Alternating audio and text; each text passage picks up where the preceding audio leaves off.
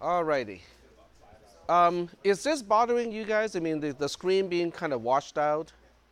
No, it's not bad for you guys. Oh no, by the way, I'm having some eye problems, so I won't be able to see today. So that's just me. So if I say I can't see, everybody else is fine. That's just me. Okay, so do you want to? Have you contacted the DSPS department and have someone Yes, to? I actually have connected the disability. But what happened is my eye problem just actually happened this morning. So like, Oh, I okay, don't know if I'm gonna get better today okay, or not. So gotcha, yeah, so if I understood. can't see, that's just me being tough. Okay, gotcha. So the rest of us will carry on. Yep. All right. So I hope you get that problem resolved Yeah, I hope soon. so too. Yep. Okay, so we're gonna work on the homework assignment first, and then see how much time we have left for the practice test. And for the homework assignment, I really don't see how it is easy. It's possible, but I don't see how it is easy to do it without recursion. I mean, it's possible, but if you do it without recursion, you pretty much have to maintain your own stack, which means it is actually going to be more difficult than with recursion. All right, so I'm getting back to my own assignment here. Basically, one thing I have to find out is how the arguments are spread out. So that's one thing, and then I also need to look at the base code because I can just borrow the base code here. Is it omega 1 dash c? Yep, I think that's the one. Put it in my temp folder. There we go. All right, so I can just copy from the temp folder here.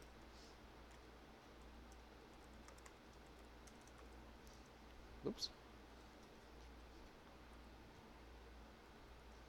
I was wondering, does the terminal also can handle JavaScript coding and Python as well? Terminal. This terminal can You can do it with Python. I mean, Python is a text program, right? I mean, so anything that is a text program, you can use a plain text also editor to do it. JS too.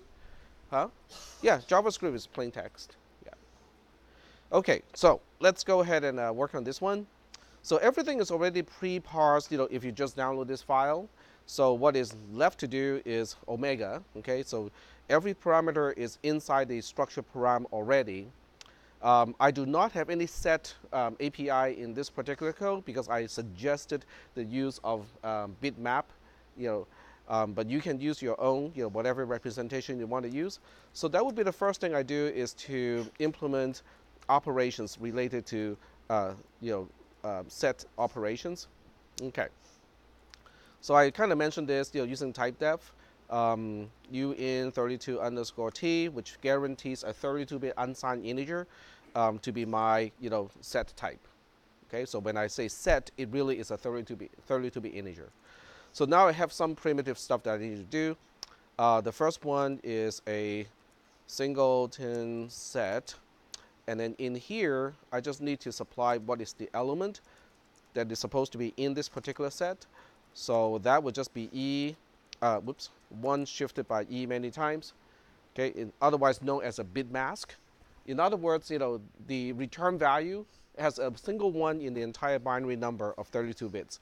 The position of the one corresponds to E, which goes from 0 to 25 in your homework assignment. But I can actually go all the way up to 31 if I need to. Is that okay? So this particular function creates a set of a single element, and you get to choose which element is in it.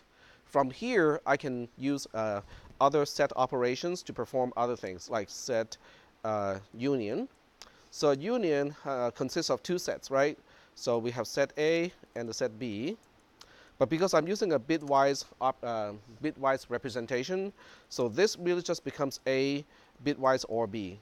Everything that is a 1 in A and everything that is a 1 in B together becomes the result. So you can see how the bitwise operation or the bitmap representation is easy to work with when we're dealing with set operations. We can also work on intersection. Once again, it requires a set A and set B. And for those of you who are really anal about the use of const, yes, we should be using const because we are not changing A or B, or we are not supposed to be changing A or B. Obviously, this is not exactly needed, but it doesn't hurt. So intersection is A and B, but this is not logical AND, this is bitwise AND, which means, in order for an element, for the result value to be a 1, the corresponding bits in A and B must be 1 at the same position. Okay, which follows the definition of set intersection. Okay. We have another operation. This one we're just returning a Boolean, which I just say int because it's just 0 versus non-zero. It's basically element of. So when I use element of, the first one is going to be the element itself, unsigned E, and then the second one is my set. Okay, so how do we check that? We talked about this a little bit. It's just returning the bitwise AND between this and A, because the left hand side is a bit mask that is corresponding to the element that I'm interested in. The right hand side is corresponding to the set, which is basically a bitmap, and this is a bitwise AND, which means if that corresponding bit in A is a 0, the whole expression is a 0. If that corresponding bit in A is a 1, then the whole expression is going to be non-zero. It's not going to be 1 most of the time, but it's going to be a power of 2, because it depends on which bit position we are talking about. But since I only need to know whether it's 0 versus non-zero, this will work just fine. So I have element of, and then we also want the difference, okay, between two sets. So we have const set A, const set B, whoops, lowercase. And how do you think I should implement this one? In other words, I want to return a set where it has elements that are only in A but not in B. How are we going to do this?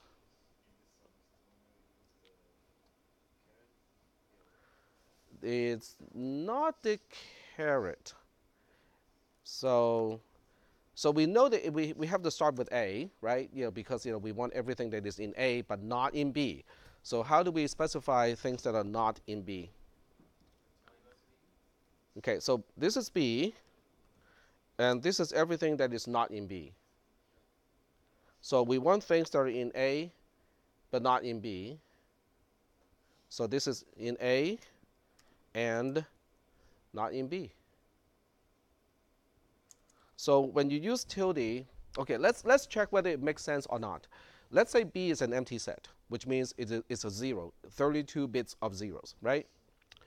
So when you say, okay, I want everything that is in A but not in the empty set, what should you get back? Everything in A, right? Okay, so B is represented as a 0, which is 32 bits of zeros. What is the bitwise not of 32 zeros? 32 ones. Okay, what happens when you do a bitwise AND with 32 ones? It exactly. If it's in A originally, it's going to be in the expression. If it's not in A originally, it's not going to be in the expression. So the sanity check works, right? What if B is the same as A? What if I pass the same set both as A and B? What's going to happen? Not B becomes the bitwise negation of A. So that means everything that is a 1 in A is going to be a 0 in not B. So the bitwise AND is guaranteed to be a 0. But that makes sense, because if I want everything that is in A but not in A, there's nothing. So the sanity check actually works in this case. And just to emphasize, we can now put extra parentheses to emphasize that everything in A but not in B. And I think that might be everything that I need. Just one more, okay, is empty set. Okay, this one is pretty easy. But I want to do it this way because this is what we call an API, or in better terms, it is called abstract data type, ADT. Were you guys ever introduced to abstract data type in CISP 300?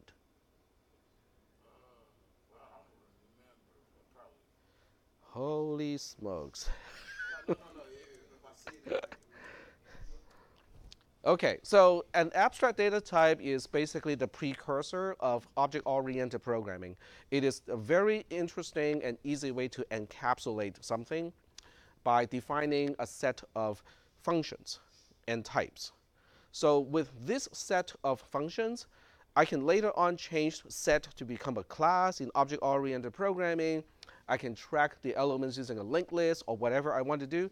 But as far as this interface is concerned, it can remain constant.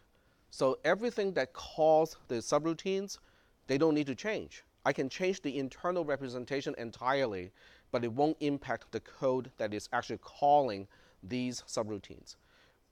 Is that okay? So I make an API and I make the API constant. The application programming interface is constant. I can change the internal representation, I can change the implementation, but as far as the API is concerned, if that is not changed, the rest of the code can remain the same. Is that okay or not? Okay. Okay, so I think this is all I need for set API. So now we can kind of focus on Omega.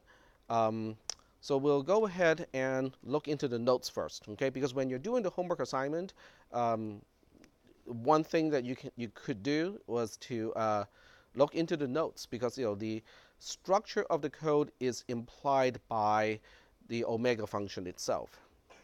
So when we go to counting, if I remember correctly, it has a Omega generator as a function. So that is not this one, that's for counting. Okay, so when we look at this part here, the definition of your recursive function should be following the logic that that I'm expressing here. So that means we have a few parameters for sure. One parameter is the set itself, the set of all possible outcomes for a particular trial or for the first trial. The second parameter is which trial are we dealing with, or how many more trials do we have left. Is that okay? So those two are mandatory parameters that you have to pass. Now you might have additional parameters that you have to pass. So how am I going to do this? If I know that these two are for certain parameters they have to pass to a subroutine, but there might be additional ones, and I want to make the API constant and not change, because oops, I forgot about this. Let's add it as one more parameter, because that's going to break some code. So what do I do to kind of isolate any additional changes to parameters so that I don't need to change the API, even if I need to add something? Start with the S. Structure, exactly. So one thing I can do is I can make a structure. I can call this omega param. Okay. So omega parameter for sure need two things. Okay. We need to have a set of outcomes. Okay.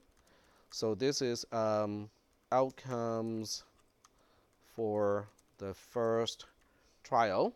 Yep. I was wondering what type of data set is a set? Say that one more time.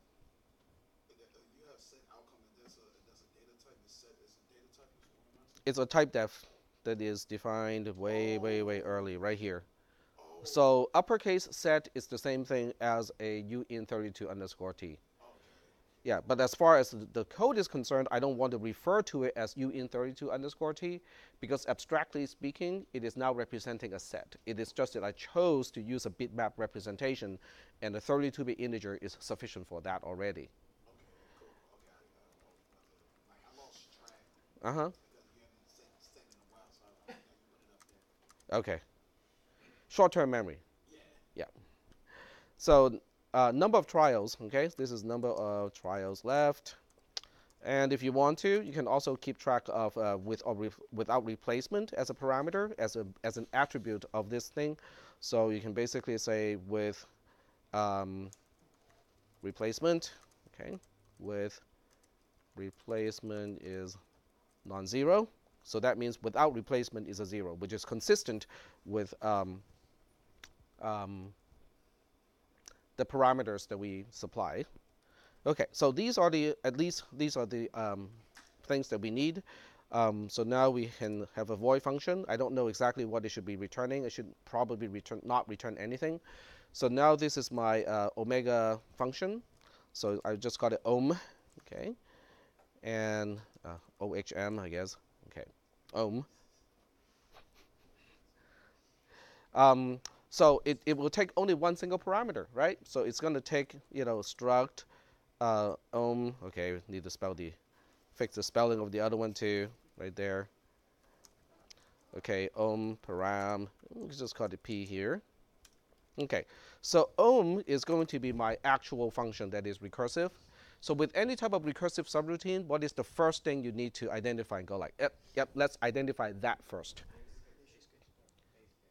Base case, or when do we stop recursion, right? If the parameter looks like this, we know how to do it. Okay, there's no need to do recursion anymore. Okay, so we're going to have a conditional statement, and the first one is no recursion. Okay, the second one is do recursion here. All right, so how do we know whether there's recursion or not? Based on the 3 parameters that are currently in the structure. Number of trials. Okay, so, sorry? Say that one more time.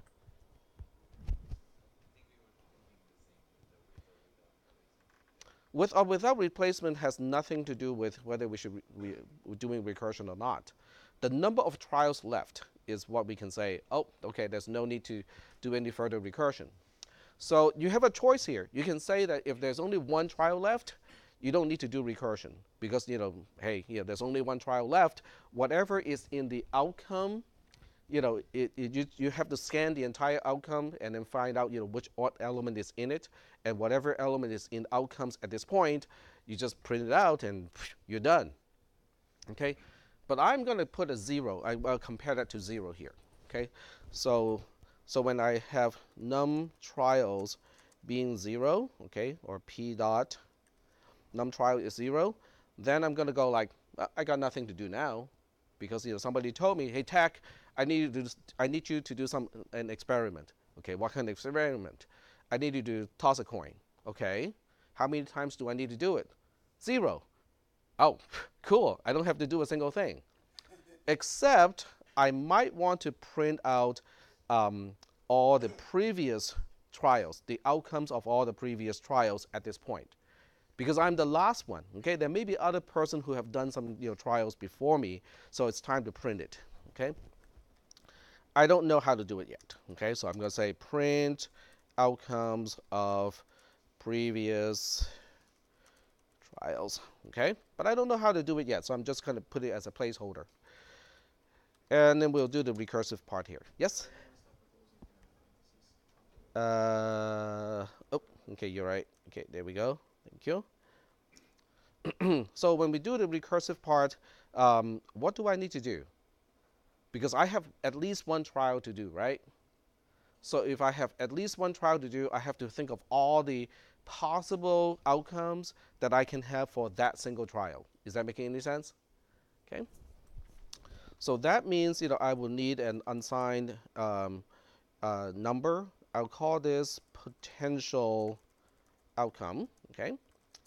So for potential outcome equals to, okay, I really should not be using 0 and 25, because I should be using constants. So let's define some constants here. Const unsigned first outcome, const unsigned last outcome, and we'll define this one to be 0 and define this one to be 25. Does that make any sense?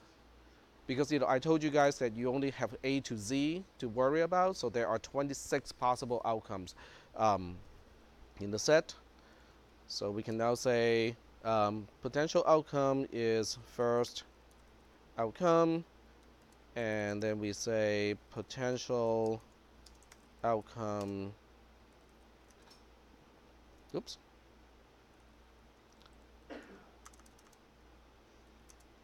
is less than or equal to the last outcome, and then we just say increment potential outcome, fix the indentation, there we go, oops. So you use the same syntax for C++ as well? Oh? You use the same syntax for C++ as well? Yes, C++ is a superset of C, so just about anything I can do in C, you can do it in C++. So if you rename the file as CPP, it will compile as a C++ program. Okay, so then what do I need to do? I need to check whether potential outcome is actually an element of the set of outcomes or not, right? So that's the first thing I need to do. So I need to now check, okay, I cannot remember my own API, is element of, there we go. So element of is the name of the function. So I say if element of, so if potential outcome is an element of the parameter, and I cannot remember the names of the members either, outcomes, okay. So if this is true, that means I can use this particular potential outcome as my outcome, okay. But once I pick one outcome, there might be additional trials, but depending on whether it's with or without replacement, I need to call the subroutine recursively, but potentially with a set of outcomes that has this particular potential outcome removed. Is that making any sense? Okay. Okay. So, but in either case, I have something to do. So I'm going to say to do, okay, remember this is my outcome, my being this trials. Okay, I do not have anything to do that just yet. Okay, so we'll deal with that later. But then I have to do a recursion. So the recursion is going to call ohm again. Okay, ohm only takes one single parameter. So what I'll do is I'm going to have another struct ohm param, which is I call this P1, and I'm going to initialize it with P, which means it is a clone of P itself. Everything is just copied, but then I have to make some adjustments. Okay, what adjustments do I need to do? So one thing is for sure, num trials is going to be decremented by 1. Because I am taking care of one trial, so the number of trials left for the recursive call is going to be 1 fewer than what I have. Does that make any sense? So if someone told me, okay, Tag, you have to do 3 trials, then I'll go like, okay, I'm picking this as my outcome for my trial, but then we have 2 more trials to do, right? But being lazy as I am, I'm going to go, no, I'm not going to do it. Eric, I'll give you a task. You have 2 trials to do, and this is the pool of possibilities or outcomes that you can start with. Is that making any sense? Okay? So that means I might need to do something to change outcomes as well, right? So I would say p1.outcomes is going to be, okay, so I'm going to do it assuming it is without replacement first, and then I'll show you guys how to do it with replacement. And then you guys, some of you guys will go like, yeah, I know how to do it. But some of you go like, oh, it's that easy to handle with replacement. Okay, so let's assume it is without replacement first. So without replacement means I have to do a difference. And we start with p.outcomes, all the outcomes that I have. But then we have to remove the element that I have chosen already, okay, which is potential outcome. But potential outcome is an element, it is not a set. Difference only work on sets. So we have to say singleton set potential outcome. So that would be the set that is based on what I have as possible outcomes, but with the potential outcome that I have chosen removed.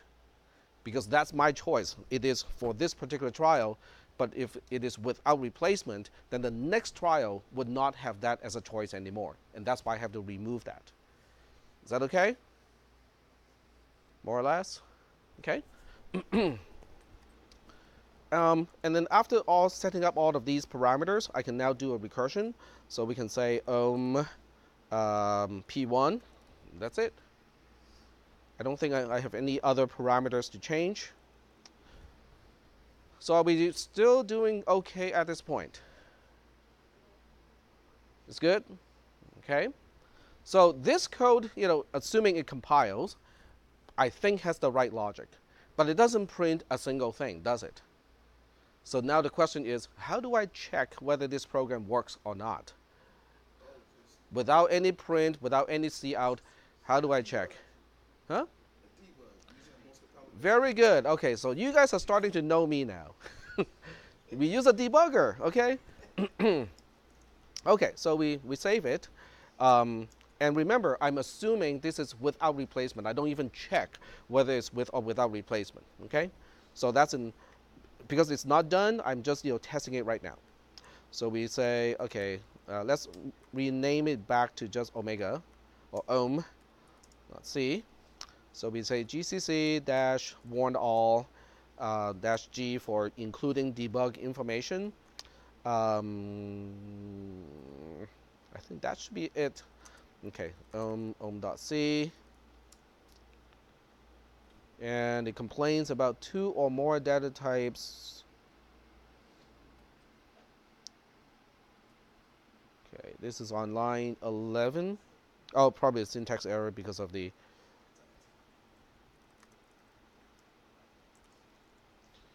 Okay, so what did I mess up here?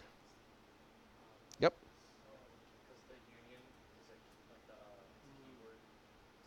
Oh, right. Okay, I forgot about that.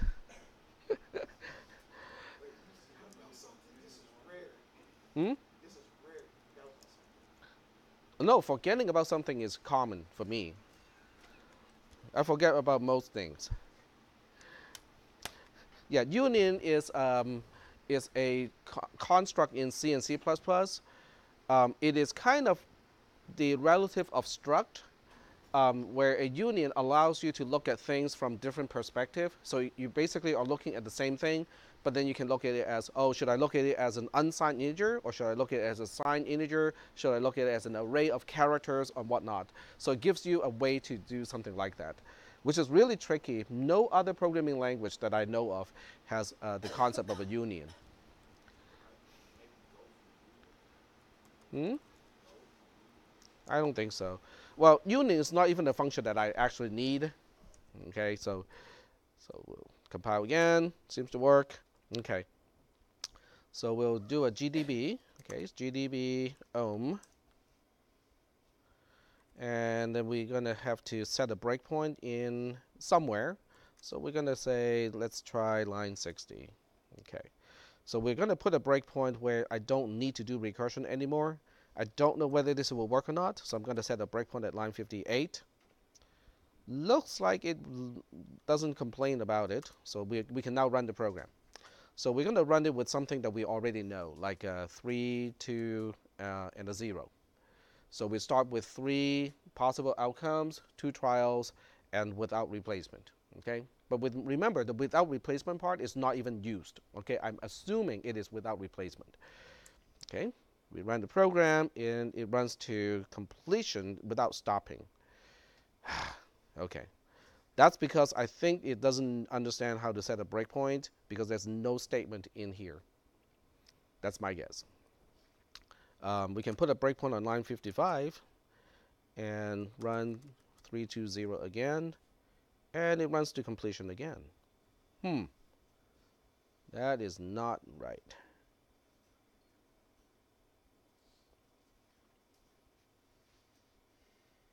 I think I know why. Exactly. Okay, so this is also very typical of me. I spend so much time on ohm, being all the fancy recursive stuff, set operations and whatnot. Look at omega. Omega is going like, I got nothing to do. Oh, that's what you mean. Okay, so that means here we need an ohm param. Okay, we call it p, and then p dot. Okay, this is where Eclipse is really nice because when I put the dot, it shows me a little drop-down box of what is possible. Um, but I can do it. I can do it like this. Okay, this is old school. Oh my goodness. So I split the screen, What the heck? and over here, so we can say num trials equals to param dot. Okay, of course I cannot remember what is in param either. Okay, dot num trials. Okay, same name. Okay, so I'm at least consistent with that. We also need to initialize the initial outcome set. So that means I need to have unsigned, outcome. Okay, a single outcome, and then we use a loop to initialize that. So we say for outcome equals to first outcome. Outcome is less than or equal to param dot t0 num outcomes plus outcome.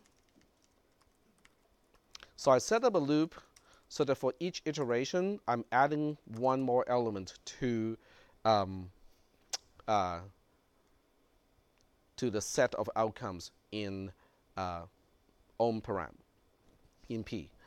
So P dot, oh, we have to do an initialization first. Okay, so one more API thing here. Okay, I need a function that can return just the empty set itself. And how do I do that? Come on, you guys should know this already. 0. It's just a constant of 0. But why do I bother to make it a function when I can just say 0? Consistency, and if I change the representation of a set, I don't have to change anything else now. Okay, so this is going back to the concept of abstract data type, which once again is the precursor of object-oriented programming. It's a way to create an interface to your code so that the interface itself doesn't change over time, even though the implementation changes over time. Okay, since you guys have not been exposed to ADT, I'm going to have to teach you that. So it is supposed to be taught like 3 classes before this one, because it's supposed to be taught in CISP 300. Then you have 360, then you have 400 and 430, right? So it's supposed to be like 3 classes ago. Yeah, but 430 is a co-requisite, so that means it can be in the same semester. Okay, so the best way to describe the API or abstract data type is a remote control. Okay, so for most remote controls, for projector, that's on, right? Which is also off because it's a toggle. And then you typically have input select. Okay, and that is independent to the actual technology used in the projector. So it doesn't matter whether your projector is using DLP, digital light processing, which is based on micro mirrors on the silicon chip, or it's based on LCD technology, or whether it's just magical, you have some magical beings inside emitting the lights. It doesn't matter what the implementation is. You push the on-off button, it's supposed to turn on and turn off, right? So 20 years later, we come up with, let's say, laser-based technology for projection stuff, okay? Do you have to relearn how to use a remote control? Exactly. That's your abstract data type because the API does not change. You are the user of the API from the other side. I'm the engineer who's actually trying to figure out what technology I should be using for projection. Yep. Okay, like how the on function actually works might have to be changed, right? Yes, but the How it gets used doesn't change. exactly. So the implementation changes. The remote control may not be IR based anymore. It can be radio frequency based. It can be, it can be wired. Okay, we might go back to wired remote controls and whatnot. So that your cats have something to play with. Yep. So just hypothetically, like if empty set like wasn't like zero, like Mm-hmm. just based on how you define set, Yep. you change the definition of empty set to return something else, and then everywhere else empty set is used. Yep. Yeah. Exactly. So that is the reason. So that's why over here we can say p dot outcomes is initialized to the empty set. So I could have just put a 0 here. It's exactly the same functionally speaking, but from the perspective of how you organize your code and how you're isolating changes from the implementation, it is not the same.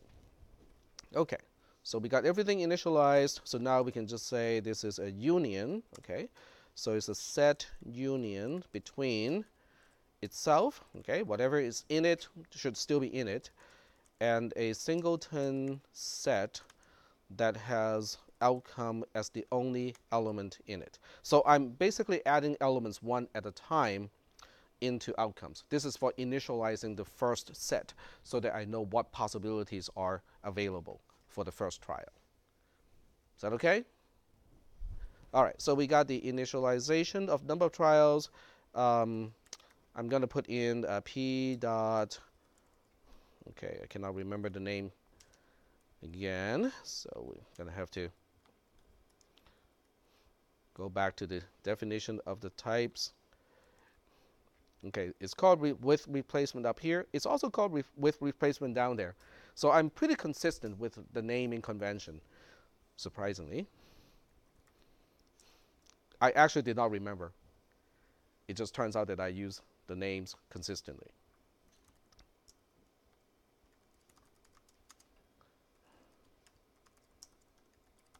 Okay, so now that all the parameters are initialized, I can now call with p as the single parameter. So this is kind of cool because if I figure out later, which is very typical of me, oops, I forgot to pass this also to the subroutine, I just have to add one more member to the structure. I don't have to change the number of parameters anytime. So it's kind of a concept that I think is handy because then I don't have to go back and keep changing the API. Sorry? Oh, all right. So I think it is better now. We'll see. Oh, we compiled. That surprised me too. Okay, so we'll list. Oh, by the way, in GDB, you can also list a function, which is kind of handy. So we can now try again to put a breakpoint on line 64, which is the then branch of the conditional statement when we stop the recursion. Then we run the whole thing with 320 again. Aha! So this time it does stop, but it stopped at the wrong place. It stopped at the else portion. This is not the then portion. And then we can continue execution. So the question now is, where are we in the program, in the execution? Now, recursive subroutines are a little bit difficult to track because even though I know I'm in ohm as a subroutine on line 69, I don't know which invocation we're in. Did it return? I didn't know about it? Or is this all stacking up? This is the third invocation of ohm already. I cannot tell by looking at this, right? Most debuggers give you a function called backtrace, which is really cool because it shows you the entire stack of where you are. Main called omega, omega called ohm, ohm called ohm, ohm called ohm. This is the third ohm on the stack. So that is really cool. Now, then the next question is, what did the first ohm choose as its potential outcome? What did the second ohm choose as its potential outcome?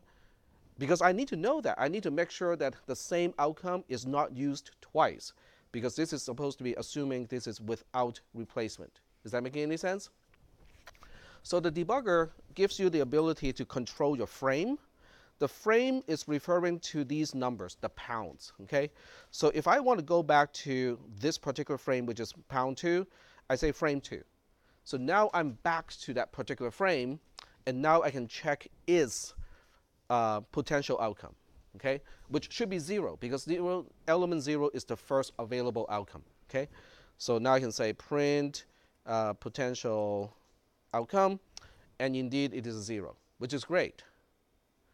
Is that okay? But then I can also change the frame to 3, which is, 1, which is the one on top of the one that I'm in right now. So you can change the context of invocation. You can change which invocation you're dealing with and not just which function you're dealing with. Function is static. Invocation is dynamic. Does everybody understand what I mean when I said an invocation as opposed to a function? Okay, so when we talk about a function, it is what you see in source code. That's a function. Okay, ohm as a function in the source code, that's a function. When we talk about an invocation, it is a runtime construct of the data structure, whatever data is needed in RAM to represent the invocation of a function.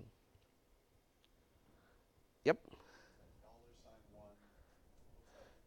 $1 is basically so that I can later on, if this is like a long, complex value, $1 always refer to that particular value. So later on, if I need to refer back to an earlier value, I can just say $1. It's a shorthand. It's pretty handy as a shorthand. Okay, so if I say frame 1, that means I'm changing the invocation to the second invocation of ohm. So now if I try to print potential outcome again, it should not be 0, because 0 is already used by the first invocation. So if my code works correctly, the second invocation should have chosen 1 as the first available outcome. Does that make any sense? Okay, we print it, it's 1, cool. Okay, so that means this code is kind of working. But if I continue again, it's not going to show me another invocation, I think. Yeah, so this is still the third one. This is actually this is also the third one. But this time, it doesn't show me when it stops, which is what I wanted to do, is to show me when we do not do recursion anymore. But at this point, I'm pretty sure the code is working, because I can see that once a particular invocation has used a particular outcome, it is no longer available later on. Is that okay? So I got 2 things to do to finish this program. The first thing I need to do to finish the program is to print it out, right? Okay. So to print it out, I got a few ways to do it. I got a wasteful way to do it and a not so wasteful way to do it. Do you guys still remember how I maintain back pointers and stuff like that? That's kind of convoluted, so I'm not going to go with that approach. So instead of that, I'm going to go with a different approach. I would use a char pointer, okay? And the char pointer is a pointer to output, okay? Output, okay? And as a result, now everything has to take that into consideration, which means the initialization now needs to initialize that. So I can now say p output is going to be the beginning of an array. Output string is an array, and it can be a local variable here. So we have a char output string, and you need to know how far it can go.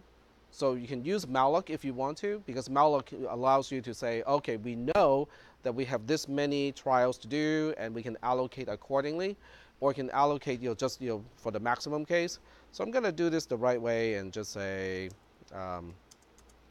use malloc, and we specify the number of bytes we need to allocate plus 1, because we need that null terminator at the end. So this would be param.num trials plus 1. And if you use malloc, you better remember to deallocate when you're done. So we have to use malloc versus free. Okay, so free output string here. Okay, question. Don't you need to still make it a string? I mean, okay. Say that one more time. Don't you need to put output string as an array still, even if It is now an array, but it has to be a pointer type.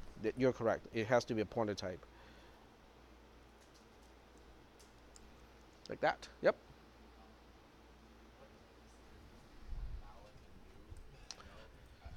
New is a C++ thing. It doesn't, from the functional perspective, it really is just, one is C++ only, and the other one is kind of more generic. So malloc is basically the old new. Oh, that comes out funny, but it is. Yep. So what the data type new? What is it? Because I use it a lot, but I never got like a breakdown of what it actually does. Like, Technically speaking, new is an operator in C++, right? which means you can actually, what is the name? You can not override. It's called, how do you call it when you redefine a known operator to do something else? Overload. So technically you can actually overload the new operator for any class that you define. Okay. Oh, okay. So it's nothing but structural overloading. Huh? So it's nothing but organized overloading. It's not. I say it's so pretty much it's organizing overloading. Um, Overloaded organ. well, the purpose of new is to allocate memory for a new object based on the class. Okay. Okay, so the default method, the default operator goes to the heap and allocate memory from the heap. But if you have your own method to allocate out of your own pool and you manage all the things about new and delete, you can manage new and delete yourself by overloading the new and delete operators. Okay. Yep. Cool. Thank you. So this might be kind of a silly question, but if we know that a function is going to terminate, is freeing up the memory that we've allocated necessary? Yes. Okay, so the question is, if we know the function is going to terminate, is it still needed, do we still need to free? So the thing is, if you malloc something earlier and you do not free, that chunk of memory in heap is now forever locked up. It can no longer be used ever again. Even if the function that is called in Has terminated. Yes, because whatever you were newing or whatever you're mallocing is not from the stack itself. It is from the heap. So if you malloc and you do not free, that means that chunk of memory is now locked up in space. Nobody has a pointer or a handle to it anymore once this subroutine returns, but no one can use it again either. You cannot deallocate it ever again. So that's why if you malloc, you should deallocate when it is time to do it. Okay, so now that we have output string, we initialize p output to output string. And then over here, every single time you have chosen a particular outcome, you have to say that, oh, this is now my output. Okay, so this is where you say, oh, okay, I cannot do it here. I have to do it over here. So this is where you say p dot. Okay, this is not p1. This is p itself. So p dot, I think it's p output, pointer to output. And then you dereference it, which is a single character now. And you just have to say it is the ASCII code of lowercase a plus potential outcome. Is that okay? Because p output as a member of the structure is a character pointer to point to the location where this particular trial needs to populate. So once I have chosen a particular outcome that I can use, I'm going to put the character over there to say that I have chosen this choice. Yep. initialize potential outcome to 0, or does it not do that? Potential outcome is initialized to 0 because first outcome is actually just a constant of 0. Okay, so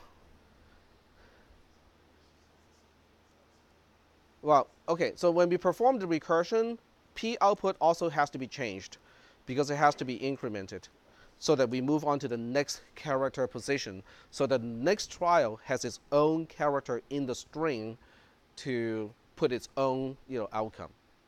Is that okay?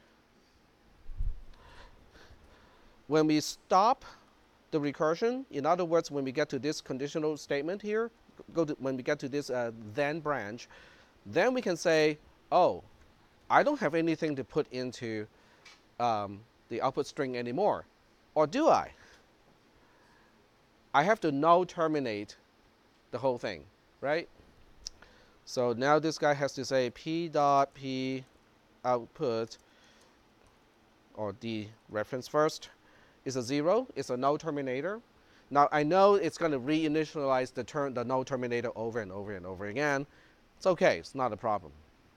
But then I have another problem now. I'm standing all the way to the end of the string. Okay, from your perspective, this is the end of the string. Okay, that's the beginning. This is the end, and this is the end of the recursion. I'm not doing any further recursion. I got everything done. Oops, I forgot where the string started. Right, because I'm at the end, I do not know how many trials have been performed already. That's not something that I know. So that means I need one more thing in the structure to pass that along. So go back here. This one can be a const. Okay, so const char p, the pointer to the beginning of the output. Okay, we can say output begin. So every time I add a member, I have to remember when I need to initialize it, and then with every single recursion, do I have to do something about it? So we can say p dot, what was it again?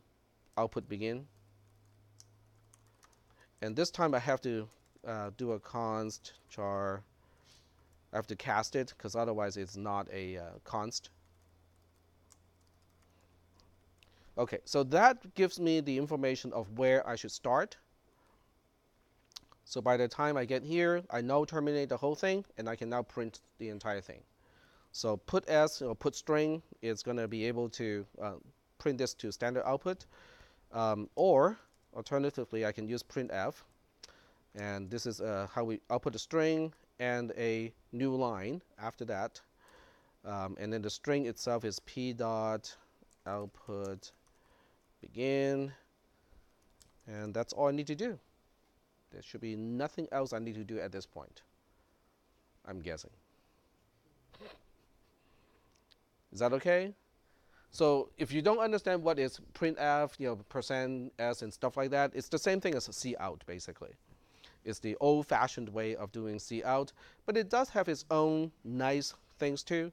So I would call that a draw between cout versus printf.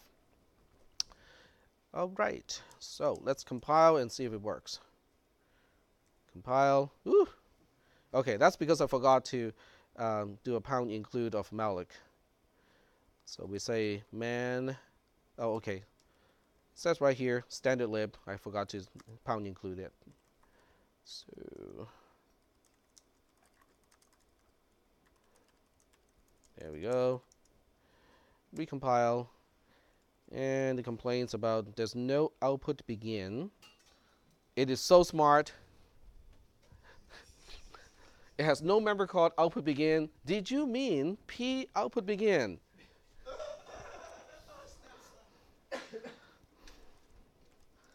It's smarter than me. It's not smarter, it just knows how to follow instructions.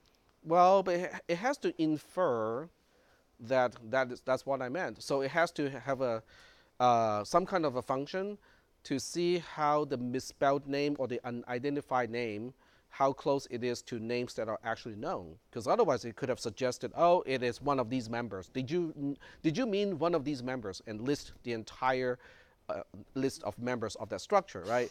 But it knew not to do that. It knew that, oh, maybe you mean this specific one. So that's actually pretty smart. Okay, there we go. So 320. It has one element too many. No. It's 320. So the 3 is number of trials, right? Or the 3 is the initial. I got it reversed.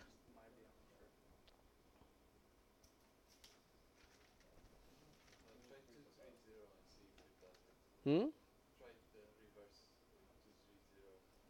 I looked it up.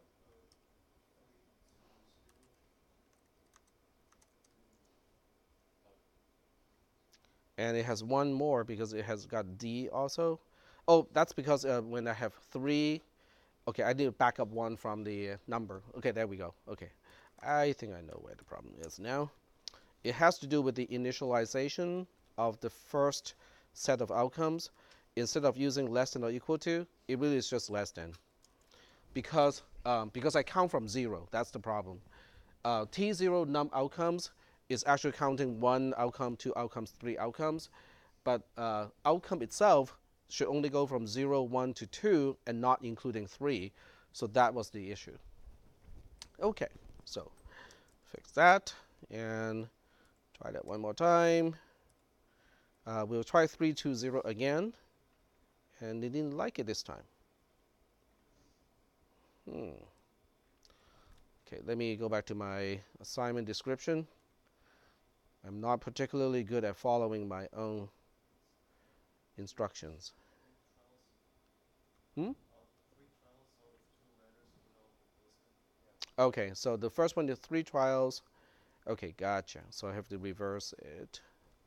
So 2 trials, 3 choices, 3 outcomes for the first trial.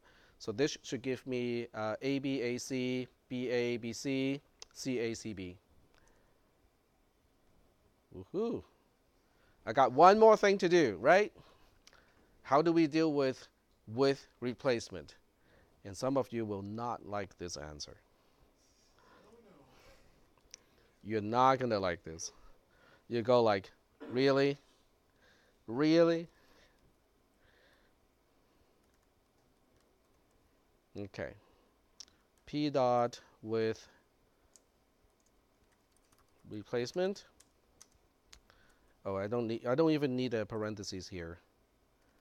Question mark.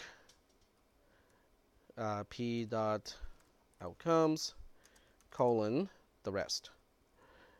Okay, so I'm gonna reformat the whole thing so that it's easier to see what we're dealing with here. So I'm using a ternary operator. The question mark and the colon, is a ternary operator, which means this expression has 3 parts. The first part is the condition.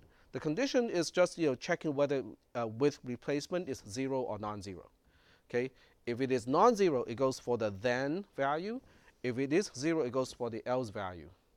The then value is just P outcomes itself, because everything that was available to me is now also available to the next invocation of the same subroutine, because it is with replacement. The one that I have chosen, I put it back and say, okay, you can play with that again.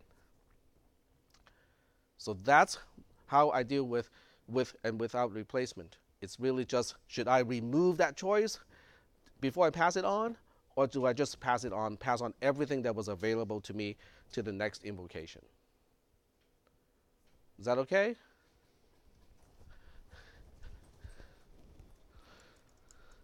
Let's check. Okay, so recompile. So we can do 520 again just to make sure it doesn't mess up existing code. Oops, 230, keep using the wrong one. Okay, so that's okay. And what should I get when I have 2, 3, 1? Which means with replacement, 2 trials, and the initial trial has 3 choices. It should give me 9 outcomes: AA, AB, AC, BA, BB, BC, CA, CB, CC. Okay. And that's what it does. Yay. Cool. So how did you guys do this program? I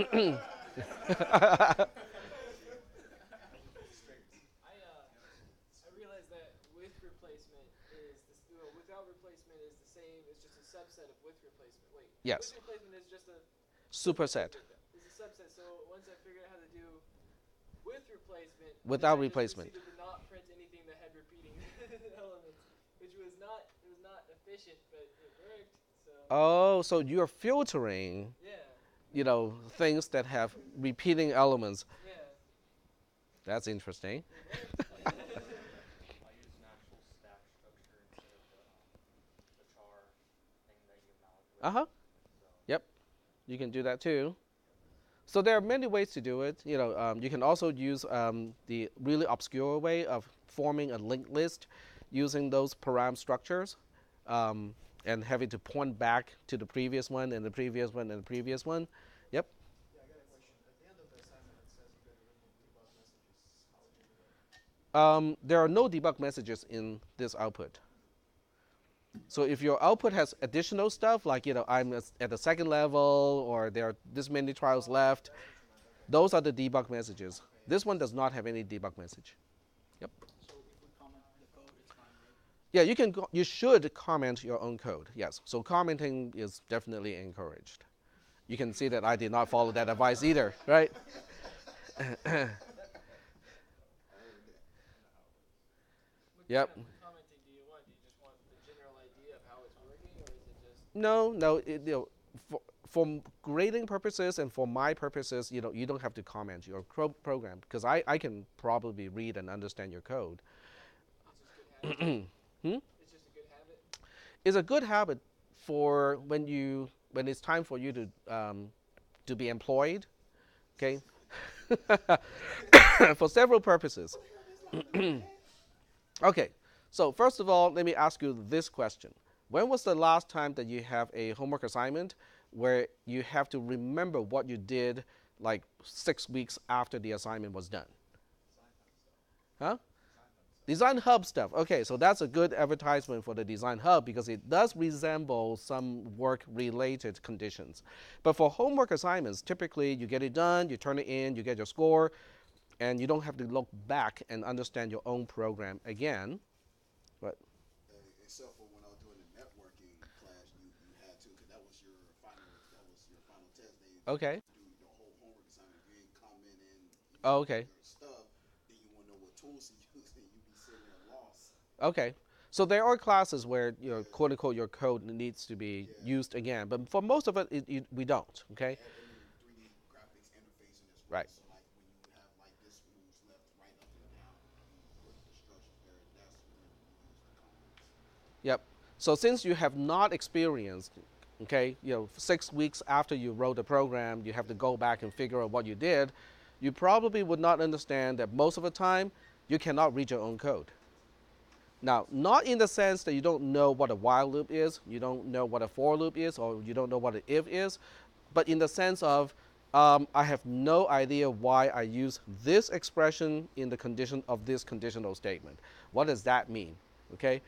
So that is why commenting is important, because if you comment your own code, then 6 weeks later, you go back to your own code and you read it and go like, okay, the C representation is really obscure, but then you left behind comments where you can just read and understand, oh, okay, so this is what it's for.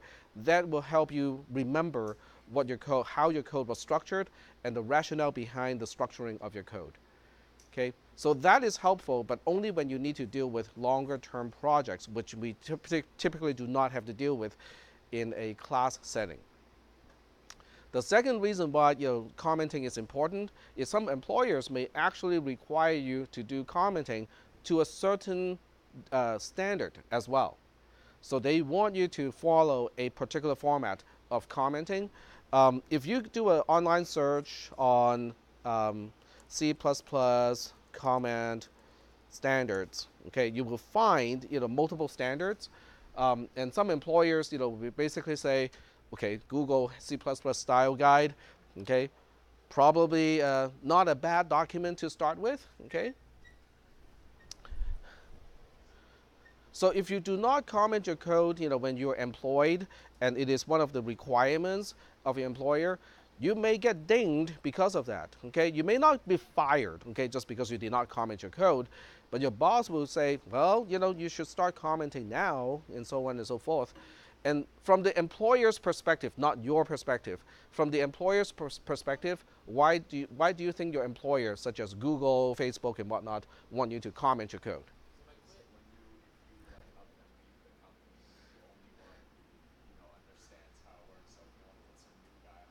Yep. Yep, exactly. So the idea is they want to be able to change software engineers as they can change light bulbs. That's what it says. I ain't leaving no comment. Y'all screwed. Oh wait, oh, it's recorded. No, never mind. That's a joke. They're fools. Well, you do screw in light bulbs and screw out light bulbs, right? Yeah. Because all employers want employees to be plug and play, so to speak. Okay, when you leave, the next person who comes in, they want the minimal amount of time to bring that person up to speed. Okay, if you comment your code, that's how they can get the next person up to speed quickly, because they can just read your comment. So, any questions about the solution to this particular homework assignment? I mean, did you guys get a new understanding or a new, how should I put it, insight of recursion? More or less, okay? And how many of you went back to the module itself and used this definition kind of as a starting point? Because conceptually, my code follows exactly this. It's just that the notation is different, okay? Definitely, there's no such operator as a big union in C and C++, but the idea is the same. I have some kind of a loop, go through every single element in T, okay? I pick out my choice, but then when I pass it on to the next one, which is here, I say, hey, you have one fewer to consider. So basically, yep. The Cartesian product is a little bit tricky because we are not actually maintaining the Cartesian product itself. We are just looking at one thing at a time. So we do not actually explicitly represent the Cartesian product. But when you look at the Cartesian product, it has to do with this thing by itself is also a loop. That is how the quote-unquote Cartesian product is done, is this whole thing, the recursive call, is also a loop on its own. All right. So we didn't actually get enough time to talk about the, we can start now, okay? But not a whole lot of time to talk about the practice test. So let me go to the share folder. Yep. Yeah, the test is next Wednesday, but it's going to be based on resolution and everything related to propositional logic. Yep.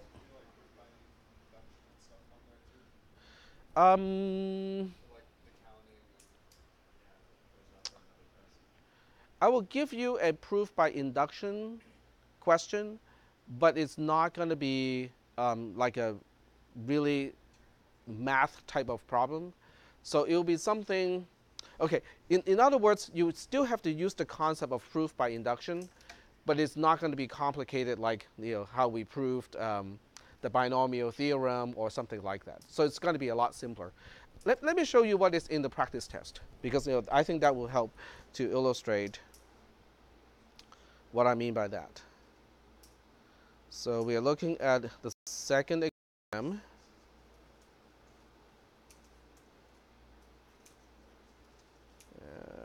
Come on, do we have second exam? Yep, we do.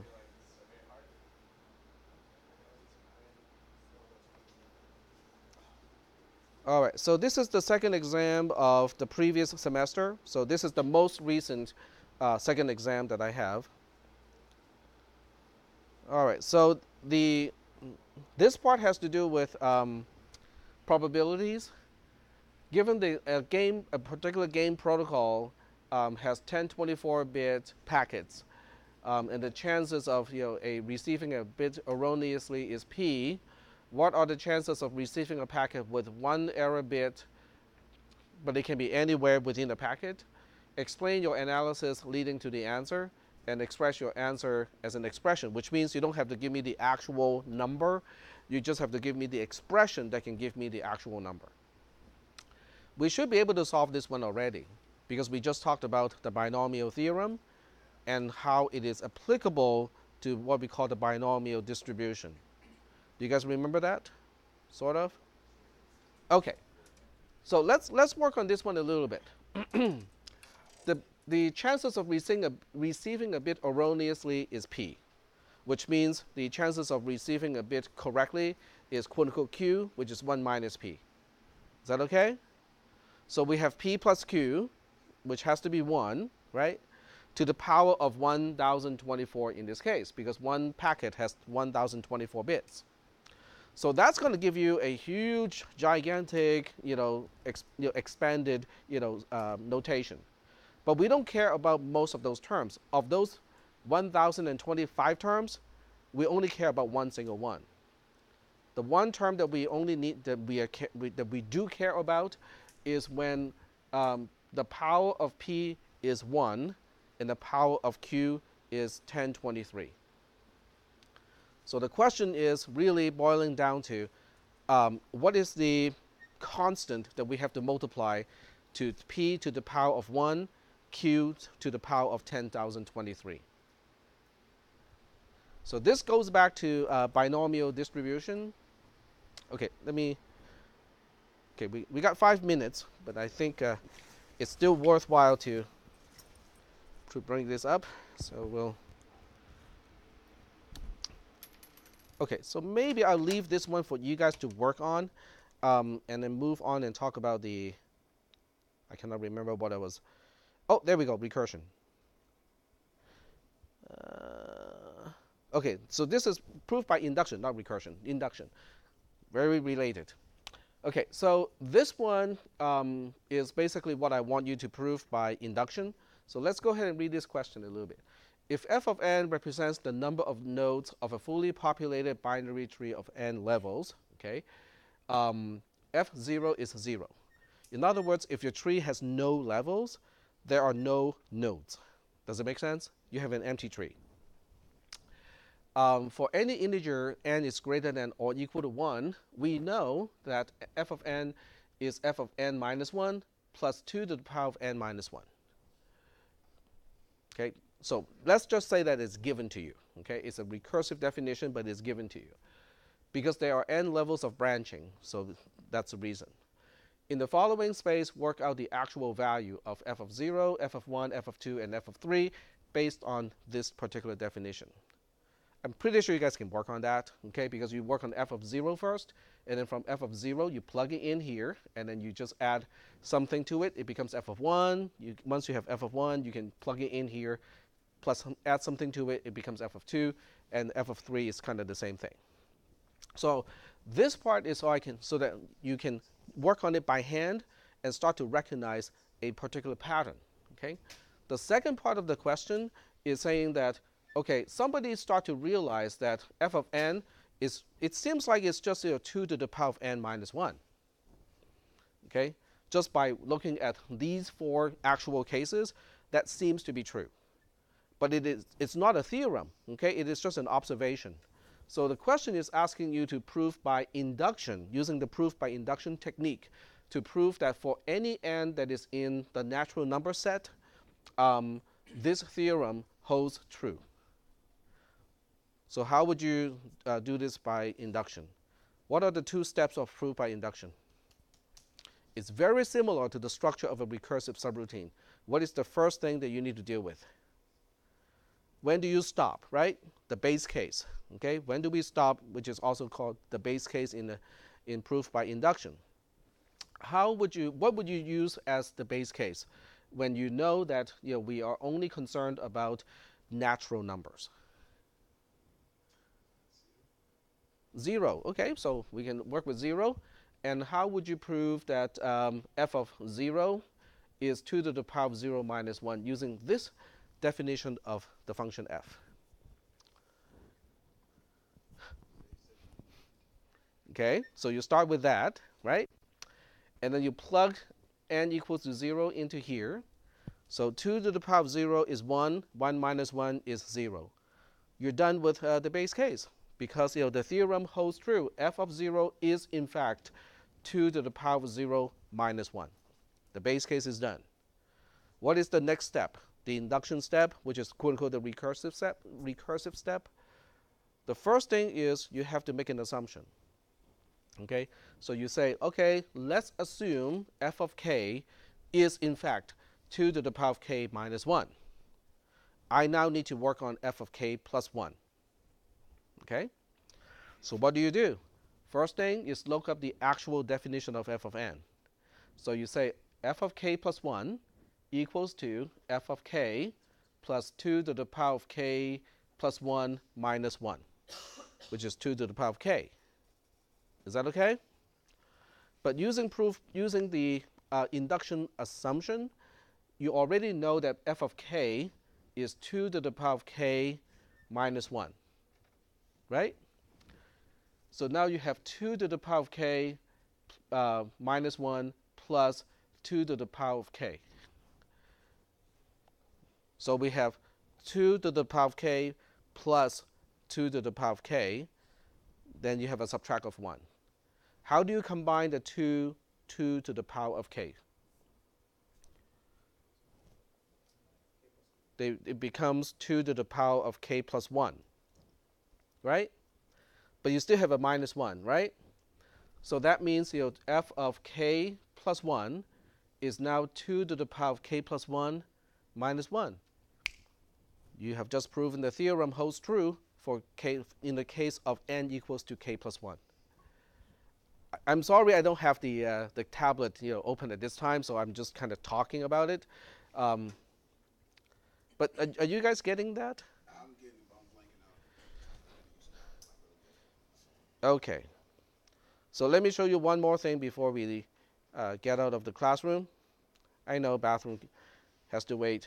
Yeah, no, But this is important. This is really, really important because this file is called F17x2 answered.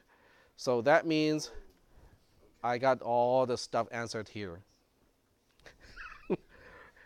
Okay, I forgot about it. See, I told you guys I keep forgetting stuff. So I forgot I had the entire proof here, but that's the proof.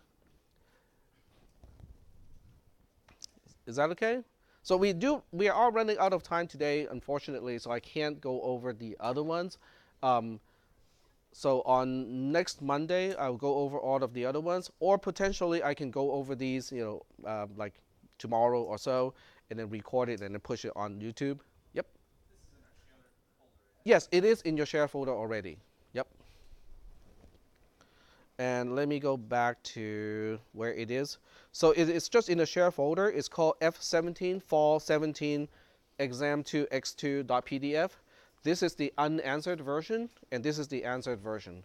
So what you can do is to just print out the unanswered version, work on it. When you're done, print out the answered version and compare your answer to mine.